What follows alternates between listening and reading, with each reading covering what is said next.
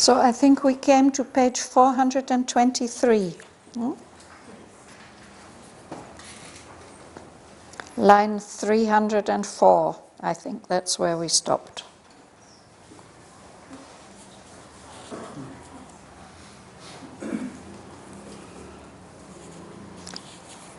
So we have seen Narad coming down to the city of Madra and being welcomed by the king and the queen and singing to them of divine love and the plan of evolution of the world, the final fulfillment when the demons will be released.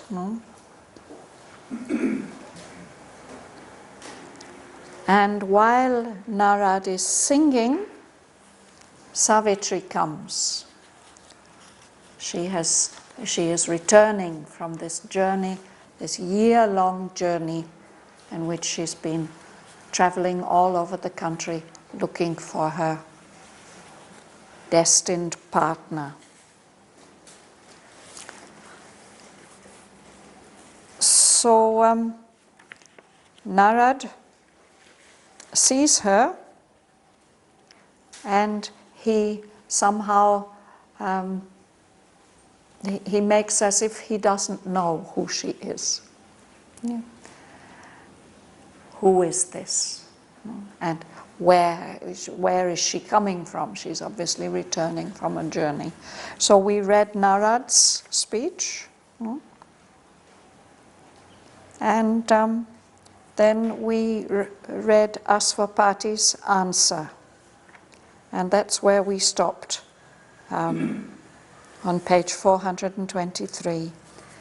Asvapati has realized that there is some doubtfulness in the words of Narad, that perhaps there is some bad news coming. And so he says, please give your blessings. Let once unwounded pass a mortal life. So I'll read on from there.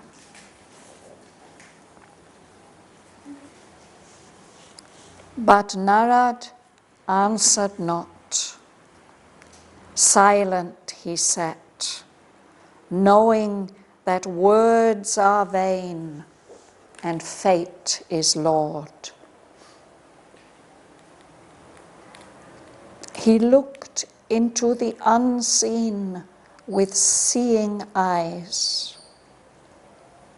Then, dallying with the mortal's ignorance, like one who knows not, questioning, he cried, on what high mission went her hastening wheels? Whence came she with this glory in her heart and paradise made visible in her eyes? What sudden God has met? What face supreme? To whom the king,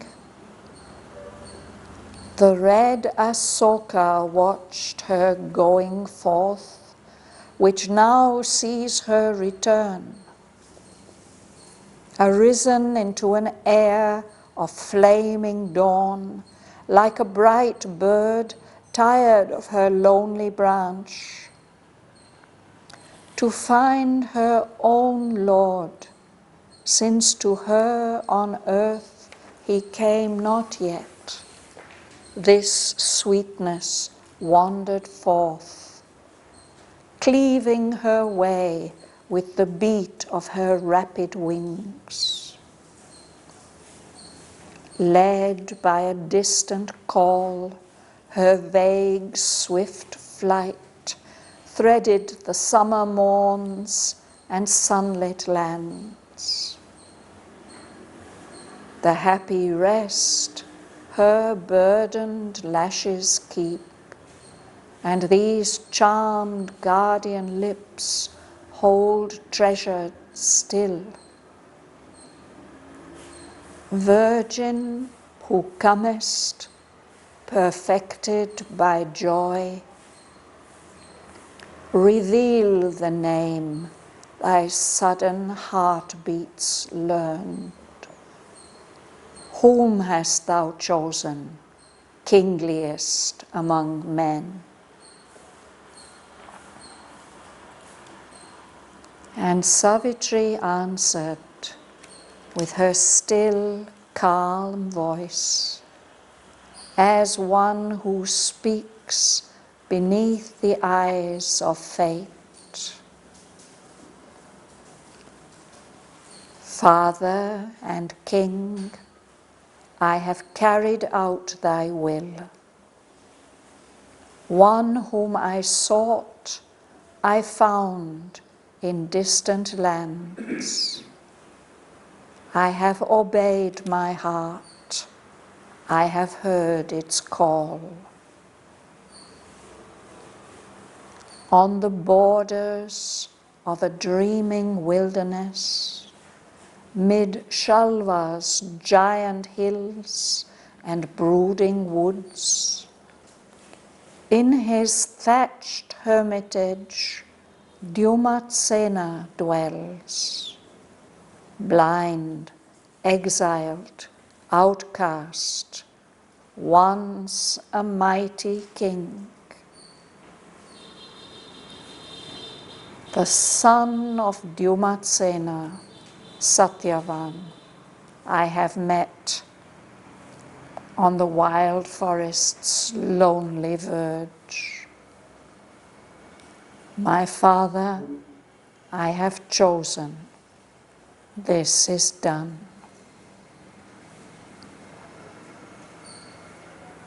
Astonished, all sat silent for a space. Then Asvapati looked within and saw a heavy shadow float above the name. Chased by a sudden and stupendous light, he looked into his daughter's eyes and spoke. Well hast thou done, and I approve thy choice. If this is all, then all is surely well. If there is more, then all can still be well. Whether it seem good or evil to men's eyes, only for good the secret will can work. Our destiny is written in double terms. Through nature's contraries, we draw nearer God. Out of the darkness, we still grow to light. Death is our road to immortality. Cry woe, the world's lost voices wail. Yet conquers the eternal good at last.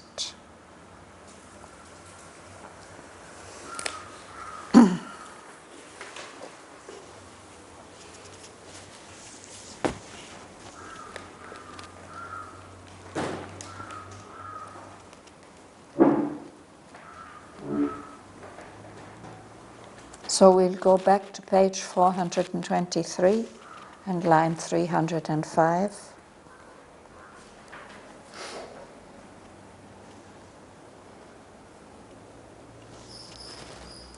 Who should start, Rosa? You will start?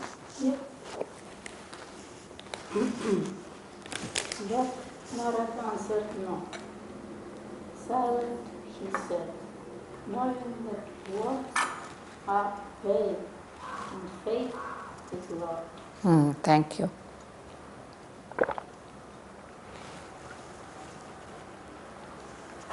So they're expecting Narad to give a blessing. But he doesn't say anything. He sits silent. He knows that it's useless to say anything because here fate is ruling. But then he does speak, Dhanalakshmi. He looked into the unseen with seeing eyes.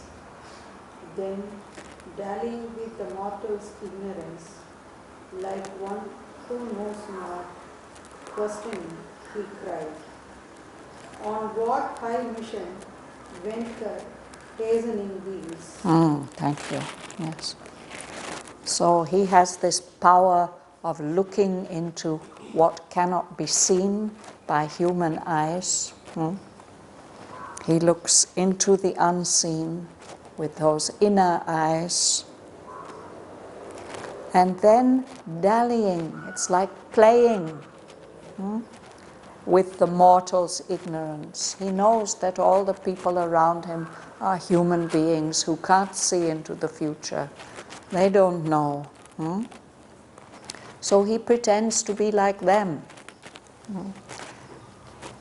He asks a question like somebody who doesn't know anything.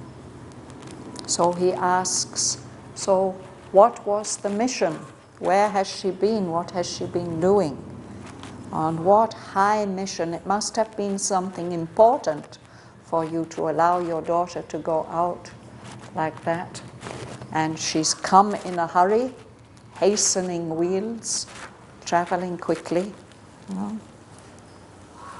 So he's going to ask more questions, Nina. Whence came she these glory in so far?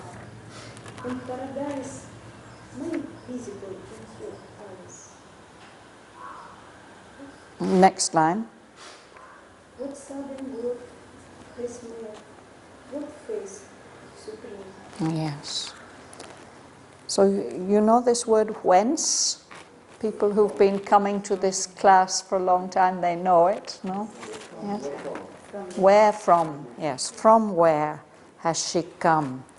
Looking so joyous, so filled with this glory in her heart. Paradise made visible in her eyes. There's such a happiness there. No? He says, has she met some divine being? Some supreme face? So then it is the king's turn to answer. Justin, would you read? Yes. To whom the king, the Asoka, watched the going forth, which now sees her return, arising into an air of flaming dawn, like a bright bird tired of a lonely branch, to find her own Lord, since to her on earth he came not yet. This sweetness wandered forth, pleading her way with the beat of her rapid wings. Thank you. So the king replies to him, to Narad, and he indicates the time of year. This is the time of year when the red Asoka tree is blooming. He says that when she went away, the Asoka tree was blooming. I think this is the high summer. And now that same time of year sees her return. So she has been gone a whole year. And all he knows is that one morning, whoops, off she went. Of course, he had told her that she had to go, no? But he says off she went like a bird that has become tired of being alone on her branch. She has flown off to find her mate because he did not come to her, so she will have to go to him. No? So this sweetness went out, wandering cleaving her way. Actually, this is a word, it means to cut. We use it of a ship that cleaves its way through the sea. No? But here he's imaging Savitri as a bird who's cutting her way through the air with the beats of her rapid wings, flying off to find her mate.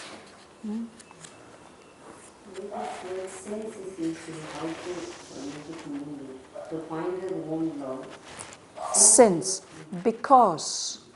Yeah. We have to do this since such and such hasn't happened, because something hasn't.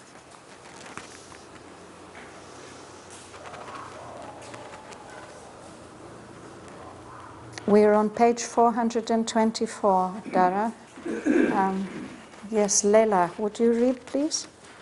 Led by a distant call, her vague, swift flight threaded the summer morns and sunlit lands. You can read the next sentence too. With happy rest, her burdened lashes keep, and these charmed guardian lips hold the treasured step. So it's as if she's following. When a bird flies off, perhaps it's because it has heard another bird calling in the distance. So her flight, he's still using this bird image. She's gone swiftly, she's gone quickly, and yet he says it's vague. Actually, she didn't know exactly where she was going. So she has threaded, she's passed through these summer mornings and the sunlit lands. And he says, that's all I know. It looks like the result is happy. The rest, it seems to be happy, but she's the only one who knows it. So her burdened lashes, the lashes are the eyelashes. So they've got something, her eyes have something to tell, and her lips have something to tell. These, he says, they are charmed, magical lips, and they are guarding this secret. They are holding the rest of the story. So then he asks her to tell the rest of the story. Regine, would you read, please? Virgin who comest perfected by joy, reveal the name thy sudden heartbeats learned. Whom hast thou chosen kingliest among men? And Savitri answered. No, we'll just stop there. Let's find out his question first.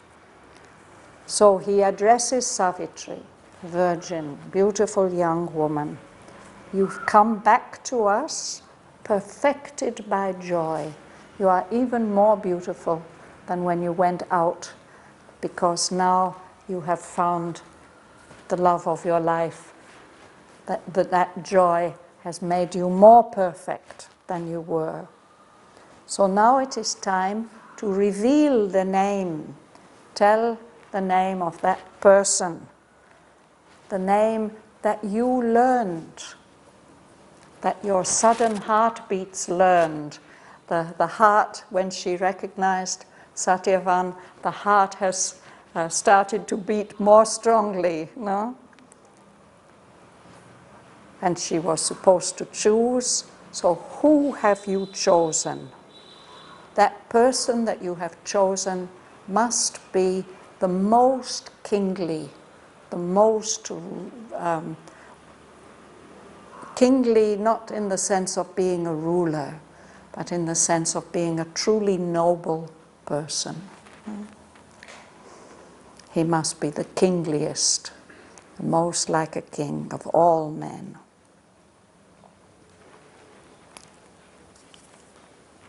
So, Revati, you could... Oh, sorry, Anna is there at the back. Will you read, Anna? And Savitri answered, yeah? And Savitri answered with her still calm voice, as one who speaks beneath the eyes of fate. Father and King, I have carried out a will. One whom I sought, I found in distant lands. I have opened my heart, I have heard his call. Yes. So now this is the first time that Savitri speaks, and Sri Aurobindo tells us something about her, that her voice is calm and still. She's not excited, she's not bursting in with all this good news. She's very calm and still. And she speaks in a solemn way because it's as if destiny is watching. And she tells him, my father, king, I've done what you told me to do. I have carried out, I've fulfilled your will. I went seeking, I was seeking one whom I sought. I found that one. I found him in faraway lands. I've followed my heart, I've obeyed my heart, I've heard its call, and my heart has told me who is the one I must choose. So now she's going to tell who it is. Revati, you read, please.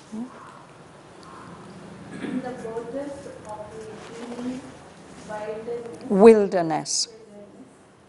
mid showers, giant hills, and brooding woods.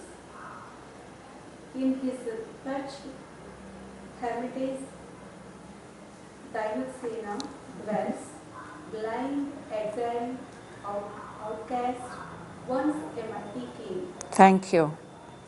So she starts to tell, who has she found? There on the borders of the land of Shalva, which is up in the Himalayas, in the foothills of the Himalayas. So there are high hills and wonderful forests, brooding, silent, undisturbed woods. There is living Dyumatsena in a hermitage. He's just living in a simple thatched hut in the forest. Once he was a mighty king, now he's an exile. He's been sent away from his country. He's an outcast. He's not supposed to enter his land and his city anymore. And he is blind. What's the difference between exile and outcast? An exile simply means somebody who's living not in their own country. They are living somewhere outside. But an outcast is really somebody who's been sent away and who's not allowed to return. So if we remember, if we go back to Sri Aurobindo's note at the beginning of the poem, he explains the symbolic significance of King Dyumatsena. The name is a wonderful name for a king, no? It means the one who has many shining armies, armies of light. And that's a symbolic name. Sri Aurobindo equates it with our mind as it should be, our divine mind. But that divine mind, if it becomes ignorant, it loses its power of vision, and then it loses its power. It can't rule anymore. Of course, the tradition was that anybody who was handicapped in any way, whether he was blind or lame, he wasn't fit to be a king. But what happened with Dyumatsena in the traditional story is that when he became blind, then his enemies took advantage of that and drove him out of his country. So now he's living exiled, outcast in the forests, just beyond the borders of his own country. Joanne? The son of Kiyomatsuna Satyavan, I have met on the wide forest's loamy verge.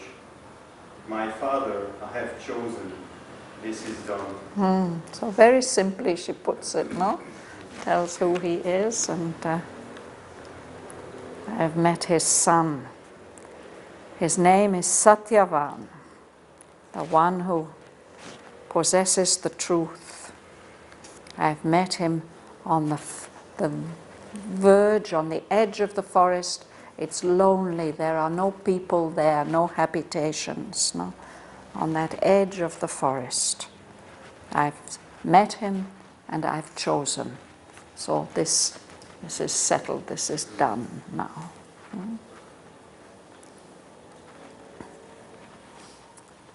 Would you read?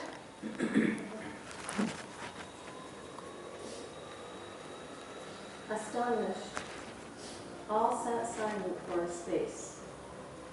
Then Aswapati looked within and saw a heavy shadow float above the nymph, chased by a sudden and stupendous light.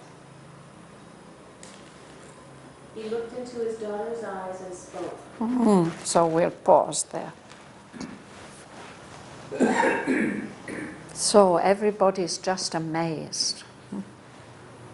Nobody says anything. And Aswapati looks within himself. He also is a great rishi, and he has some power of inner vision. You know? And he sees the name Satyavan. There's a heavy shadow over it, but suddenly that shadow is chased away by a stupendous light, a very, very powerful, magnificent light. So he looks at his daughter and he speaks. What does he say, Mahalingam? Well hast thou done, and I approve thy choice. If this is all, then all is surely well. If there is more, then all must still be well. You can read the next two lines also. Whether it is seeing good or evil to men's eyes, only for good the secret will can work. So he gives his approval. It's an interesting fact that the parents don't say, oh, he isn't a king anymore, he's an outcast, he's not suitable. No. He says, well, you have done well, and I'm approving your choice. He says, if this is all, then surely everything is okay, everything is fine. But he's seen that shadow. So he says, if there's more to it than this, it can still be all right, because he saw the shadow being chased by the light. And he says, very philosophically, he says, whatever it may look like to us, whether it seems good or it seems evil, the secret will, the divine will, can only work for good. It's going to be all right, whatever it is. And then he elaborates what he was saying. Gumsun, you would read. Our destiny is written in double terms. Through nature's contraries, we grow nearer God. Out of the darkness, we still grow to light. Yes, he's saying our destiny, our fate, or what these things that seem to control our lives and guide our passage, it's written in double terms. Things that seem to be good and favorable, and things that seem to be unfavorable. So we are progressing, we're growing nearer to our divine goal, to God, through nature's contraries, through the play of opposite forces. And we are now in the darkness of ignorance, but through all this play of forces, gradually we are growing towards the light. Would you read? Death is our road to immortality. Cry woe, cry woe. The world's lost voices wail. Yet conquers the eternal good at last. Thank you. So even death, we pass through death, perhaps we pass through many deaths and many lives to reach the full consciousness of immortality. So here in the world, we judge things in our way and we say, oh, what a disaster, how terrible, woe is misfortune. No? And yet, despite all our misgivings and our fears and anxieties and the way that we perceive things, he says, still, it's the eternal good which is going to conquer at last, in the end. Sergei. The night the sage had spoken about the king, in haste broke out and stayed the dangerous word. O singer of the ultimate ecstasy, lend not a dangerous vision to the life, because by native right thou hast simply. So the Narad is going to say something, but the king stops him, quickly stops him, broke out and stayed the dangerous word. He doesn't want Narad to put anything into words. He's seen that shadow and he doesn't want it to be spoken out, because Narad has this power of truth speaking. Whatever he puts into words is going to happen. So he doesn't want him to speak.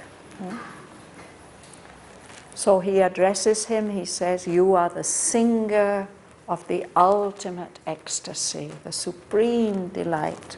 And that's what he had been singing to them about earlier. No? He says, don't give a dangerous vision to us who are blind. We don't see. Don't lend your vision to us, because for us it may be dangerous. So he says, by native right, by your inborn birthright, you have seen clearly, but you don't have to share what you have seen with us who are blind. And then he explains why he thinks he's asking this, Bhuvana. Impose not on the mortal's shameless dread the dire ordeal that foreknowledge brings. Demand not now the Godhead in our acts. It's a very terrible and difficult thing to know in advance. Our mother says how few human beings could bear to know what is going to happen. So we need to be ignorant, we need to be blind in order that we can do what we have to do in the world. So he says, don't impose on we human beings, we people who are still mortals, governed by ignorance and death, our tremulous breasts, our hearts that are full of fear and anxiety. Don't impose on us this dire ordeal. An ordeal is a painful test. This is a dire ordeal, a terrible, painful test that is foreknowledge, knowing in advance. Don't ask us to be divine in our actions. Demand not now the Godhead in our acts. One needs to be divine to be able to bear the ordeal of foreknowledge. So he says, don't ask that. He's trying to protect everybody. And then there's a long passage. We'll break it up a little bit. Berbel. Berbel would. Yes. Oh, it's only 6 lines, isn't it? Yes. Can you manage it, Berbel? Yes. Here are not happy peaks, the heavens, room, or coils, or white continents, valleys there, but rough jagged hills, only the mighty climb are here, their few dawn, even sink to rise. Far voices call down from dizzy rocks, shield slithering, Precipitous. So he's explaining the difference between that divine world where Narad comes from and our world where we are here. He says that we don't live up in those divine heights, those happy peaks where the heaven nymphs roam, the apsaras, no? This is not Kailash. This is his old spelling of Kailash. This is not Shiva's mountain. And it's not Vaikuntha. This is not Vishnu's heaven where you have come from. No? That has this starry stare rising up, full of light. Here on earth, there are these steep, jagged hills. Jagged, it means they have sharp edges. Only the mighty can, the powerful, the great in soul, can climb up. Few dare even to think of climbing them. And he's not meaning actual physical mountains. He's talking about the challenges that human beings have to face. So, the heights of heroism which we're sometimes called upon to face. So, if we do try to climb up those heights, those dizzy rocks, they're so high that when you look down it makes you feel dizzy. No? There are voices down below calling you, trying to attract you down, trying to make you fall. And the paths are cold and slippery and very, very steep, precipitous. A precipice is a steep rock. No? It's like that. So it's very, the earth is full of dangers. Suresh?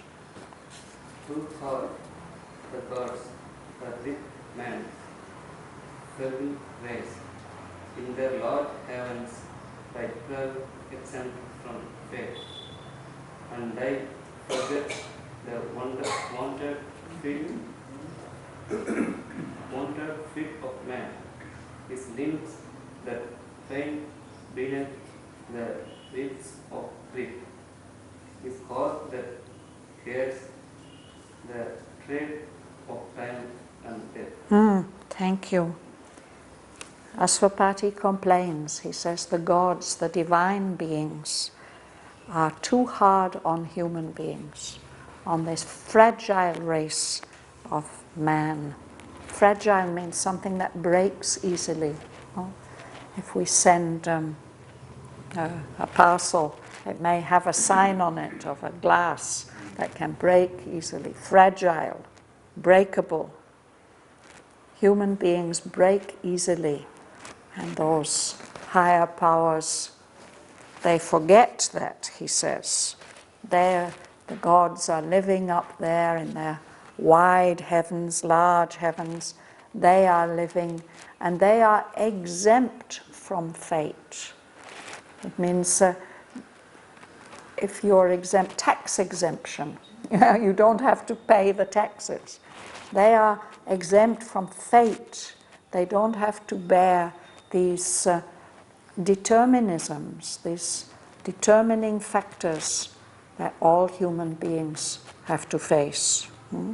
So they forget about the sufferings of human beings, the wounded feet as we walk on the path of life, our feet get blisters and wounds in them. And the limbs, the body faints beneath the whips of grief. If we're always being beaten by suffering, that makes us weak. You know? And they forget about the human heart that's always hearing the tread of time. Time is passing, death is coming nearer.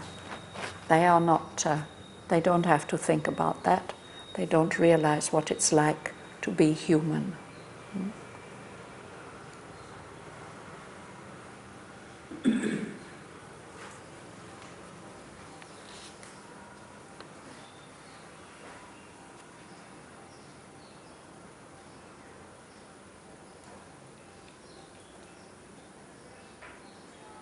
I'll just read a couple more sentences. The future's road is hid from mortal sight. He moves towards a veiled and secret face. To light one step in front is all his hope, and only for a little strength he asks to meet the riddle of his shrouded fate. Human beings, earlier in the poem, Sri Aurobindo says, human beings stare into the future's hidden face. That, we would like to see into the future. We try to see into the future. But the future's road is hidden from the sight of human beings. And a human being moves towards that face of the future which is veiled, which is secret. We never know what is going to happen. So we just hope that maybe we can get enough light to know what is the next step to take. To light one step in front is all our hope.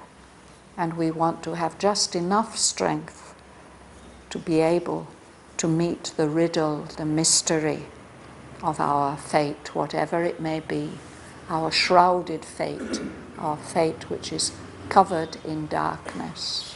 We can't see it.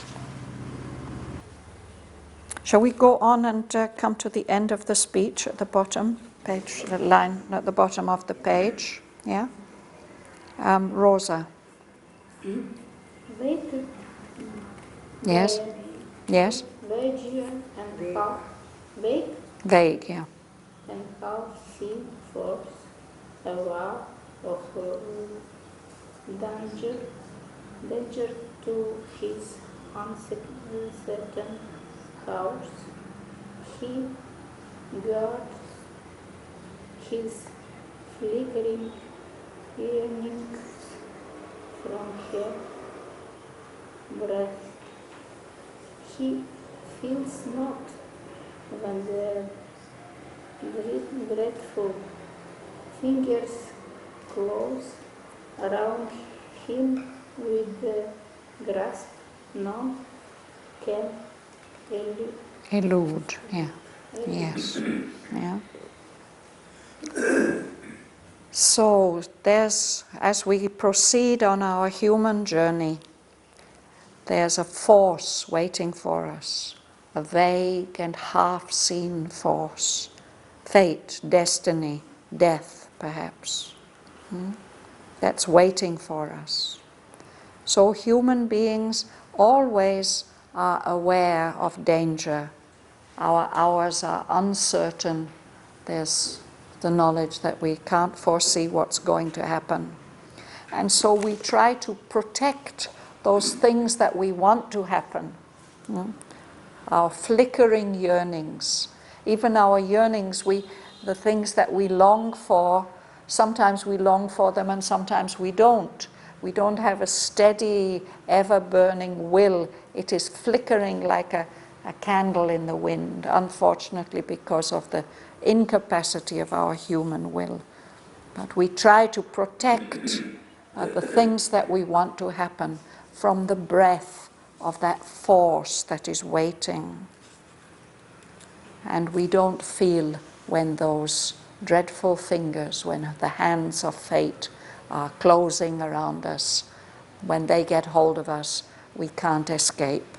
The grasp, none can elude the grasp of pain and suffering and disaster. Dhanalakshmi. If thou comest lose her breath, then only speak. Perhaps from the iron snare there is escape. Our mind perhaps deceives us with its words and gives the name of doom to our own choice. Perhaps the blindness of our will is fate. So he says, if you are able to save us from that danger, then only speak. If there's a way of escape, perhaps from this iron snare. A snare is a trap, a very, very strong trap, iron snap. Perhaps there's a way to escape. Perhaps our own mind is misleading us, deceiving us with its words, and especially when it speaks about doom. Perhaps it gives the name of doom to something that is the result of our own choice. So perhaps the blindness of our will is fate. Perhaps we create our fate, the disaster or whatever it is that's going to happen to us, by our own ignorance. So if there's a way of escape, then please tell us. Otherwise, keep silent. So we'll stop there for today. Anybody has anything they would like to ask? So shall we read these lines together? From line 305.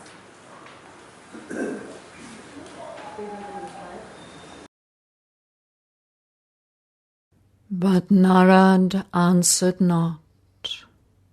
Silent he sat, knowing that words are vain and fate is Lord.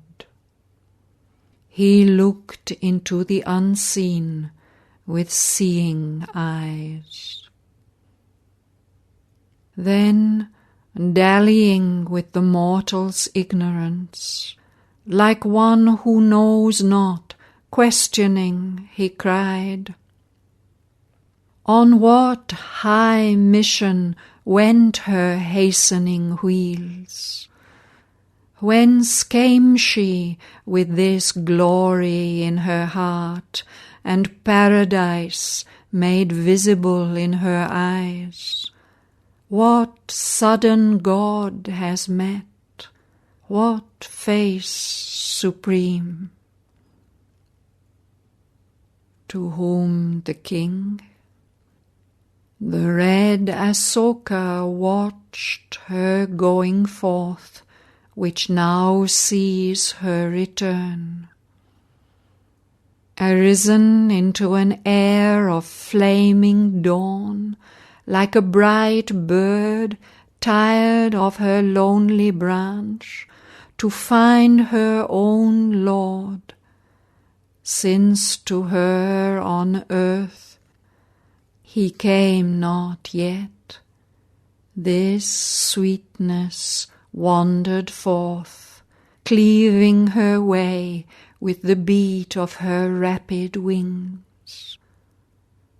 Led by a distant call, her vague swift flight threaded the summer morns and sunlit lands.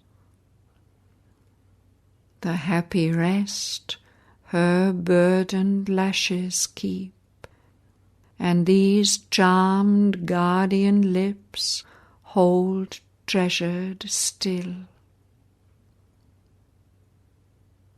Virgin who comest, perfected by joy, Reveal the name thy sudden heartbeats learned. Whom hast thou chosen, kingliest among men? And Savitri answered with her still, calm voice, as one who speaks beneath the eyes of fate. Father and King, I have carried out thy will. One whom I sought, I found in distant lands. I have obeyed my heart, I have heard its call. On the borders of a dreaming wilderness, mid Shalwa's giant hills and brooding woods, in his thatched hermitage Dyumatsena dwells, blind, exiled, outcast, once a mighty king. The son of Dyumatsena, Shraddhavan, I have met on the wild forest's lonely verge. My father, I have chosen, this is done. Astonished, all sat silent for a space. Then Asvapati looked within and saw a heavy shadow float above the name, chased by a sudden and stupendous light. He looked into his daughter's eyes and spoke. Well hast thou done, and I approve thy choice. If this is all, then all is surely well. If there is more, then all can still be well. Whether it seem good or evil to men's eyes, only for good the secret will can work. Our destiny is written in double terms. Through nature's contraries we draw nearer God. Out of the darkness we still grow to light. Death is our road to immortality.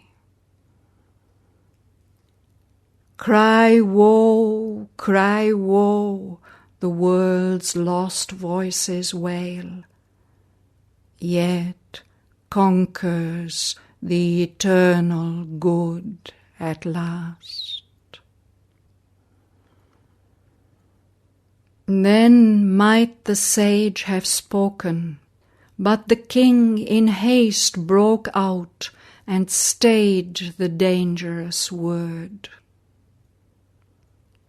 O singer of the ultimate ecstasy, lend not a dangerous vision to the blind, because by native right thou hast seen clear.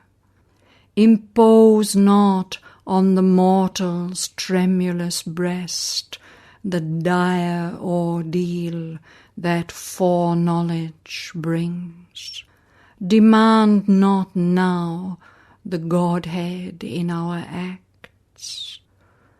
Here are not happy peaks the heaven nymphs roam, or Kailas, or Vaikunta's starry stair. Abrupt, jagged hills only the mighty climb are here where few dare even think to rise. Far voices call down from the dizzy rocks, chill, slippery, precipitous are the paths. Too hard the gods are with man's fragile race. In their large heavens they dwell, exempt from fate, and they forget the wounded feet of man, his limbs that faint beneath the whips of grief, his heart that hears the tread of time and death. The future's road is hid from mortal sight. He moves towards a veiled and secret face. To light one step in front is all his hope, and only for a little strength he asks to meet the riddle of his shrouded fate. Awaited by a vague and half-seen force, aware of danger to his uncertain hours, he guards his flickering yearnings from her breath. He feels not when the dreadful fingers close around him with the grasp none can elude. If thou canst loose her grip, then only speak. Perhaps from the iron snare there is escape.